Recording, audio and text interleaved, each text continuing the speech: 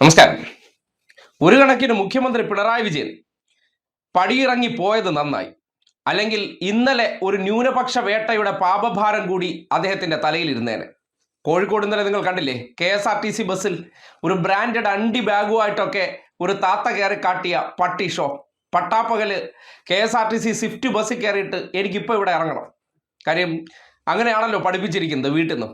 ആ പറഞ്ഞ കാര്യത്തിന് KSRTCയിൽ ഇവിടെ സ്റ്റോപ്പില്ല എന്ന് ആ ബസ്സിലെ കണ്ടക്ടറും ഡ്രൈവറും അറിയിച്ചപ്പോൾ ആ ബസ് അങ്ങ് അടിച്ച് പൊട്ടിക്കുകയാണ്.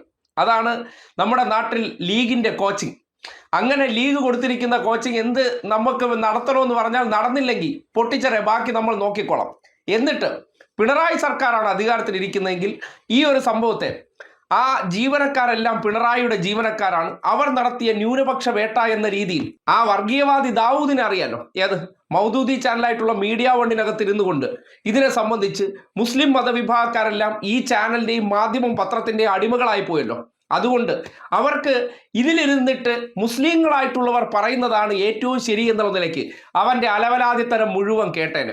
പിണറായി വിജയൻ കാരണം, അല്ലെങ്കിൽ പിണറായി വിജയന്റെ നിലപാട് കൊണ്ടാണ് ഇന്നലെ ഈ പെൺകുട്ടി കാണിച്ച അഹങ്കാരത്തിനും അതിൻ്റെ വിവരമില്ലായ്മയ്ക്കും അതിൻ്റെ പാപഭാരം കൂടി മുസ്ലിം വേട്ട അല്ലെങ്കിൽ ന്യൂനപക്ഷ വേട്ട എന്ന കാറ്റഗറിയിൽപ്പെടുത്തി ആ ഒരു കുട്ടിയെ ഇരയാക്കിക്കൊണ്ട് ഇന്നലെ വലിയ ആഘോഷം നടന്നേന്. കഴിഞ്ഞ ദിവസം നിങ്ങൾക്ക് ഓർമ്മയില്ലേ, ഒരു KSRTC ബസ്സിനകത്ത് ഒരു ഷിംജിത എന്നാണ് തോന്നുന്നു ആ പെൺകുട്ടിയുടെ പേര്. ആ പെൺകുട്ടിയുടെ വിഷയം വന്നപ്പോഴും ഈ മൗദൂദി വർഗീയവാദി അതിനകത്തിരുന്ന് പറഞ്ഞത് നിങ്ങൾ കേട്ടില്ലേ? ഇങ്ങനെ അല്ല ചെയ്യേണ്ടിയിരുന്നത്. കാര്യം അവൻ ഈ നാട്ടിൽ മുസ്ലിം മതവിഭാഗമാണോ? ഉടനടി അതിനൊരു പുതിയ നരേഷൻ ഉണ്ടാക്കും. എന്ത് തെണ്ടിത്തരോ തെമ്മാടിത്തരോ മുസ്ലിം മതവിഭാഗത്തിൽ ചെയ്തു കഴിഞ്ഞാൽ ഉടനടി ഈ മൗദൂദി ചാനലിനകത്തിരുന്ന് നടത്തുന്ന നരേഷനുകൾ കേട്ട് കഴിഞ്ഞാൽ ഇത്രത്തോളം നിഷ്കളങ്കമായിട്ടാണോ അവർ ചെയ്തതെന്ന് തോന്നും. അങ്ങനെ എന്തിനും ഏതിനും അലവലാതിത്തരം ചെയ്യുന്നവരെ മതം നോക്കി അവരെ വെള്ളപൂശുന്ന ഒരു എഞ്ചിനായിട്ട് പ്രവർത്തിക്കുന്ന മൗദൂദി ചാനൽ കൃത്യമായിട്ട് ഇന്നലെ പിണറായി വിജയന്റെ തലയിൽ ന്യൂനപക്ഷ വേട്ടയുടെ ഏറ്റവും പുതിയ ഉദാഹരണമായിട്ട് അത് ചാർത്തിയന്. പക്ഷേ ഇപ്പോൾ ലീഗ് അടങ്ങുന്നവർ അധികാരത്തിൽ വന്നതുകൊണ്ട് അതിൽ വാ തുറക്കാൻ അവർക്ക് കഴിയുന്നില്ല. ആ വിഷയം സർവ്വസാധാരണമായി മുന്നോട്ട് പോകുന്ന അവസ്ഥയിലേക്ക് കൊണ്ടുവരികയാണ്.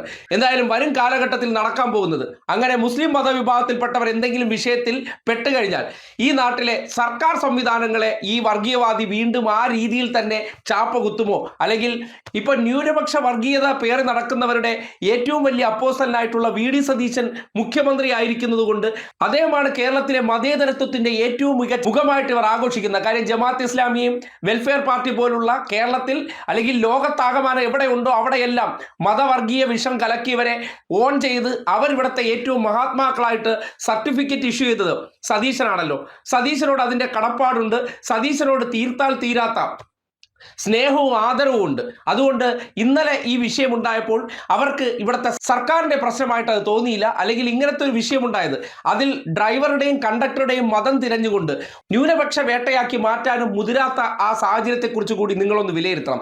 പിണറായി വിജയൻ ആയിരുന്നു ഇവിടുത്തെ മുഖ്യമന്ത്രിയെങ്കിൽ ഒരു സംശയവും വേണ്ടായിരുന്നു. ഇന്നലകളിൽ പുതിയ നരേഷൻ ഉണ്ടാക്കി ന്യൂനപക്ഷ വർഗീയത അല്ലെങ്കിൽ ന്യൂനപക്ഷ വേട്ടയുടെ പുതിയൊരു എപ്പിസോഡായിട്ട് ഈ വിഷയത്തെ അവതരിപ്പിച്ചേനെ. വില കൂടിയ വസ്ത്രങ്ങൾ ധരിച്ച് പുറത്തിറങ്ങി ഈ വലിയ തറവാട്ടിലെ കുട്ടി എന്നുള്ള നിലയ്ക്ക് എവിടെയും ഞാൻ അങ്ങോട്ട് കൽപ്പിക്കും ചെയ്തോളണമെന്നുള്ള അഹങ്കാര മനോഭാവത്തിൽ വളർത്തുന്ന പെൺകുട്ടികൾ കൂടി ഇതിനകത്തുണ്ട്.